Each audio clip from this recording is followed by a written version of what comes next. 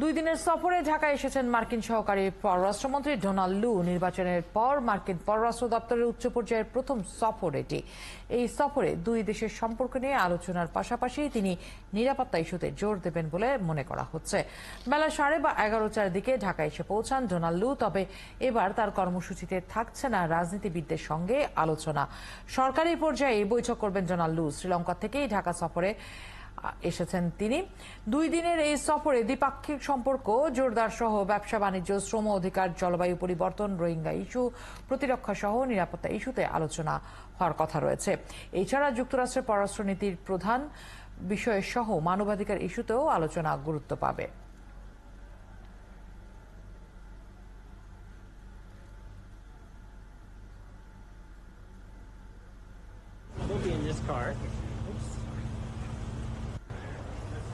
Walton fridge কিনে অনেকের মতো আপনিও হয়ে যেতে পারেন মিলেনিয়াল। সেরা পণ্যের সেরা অফার।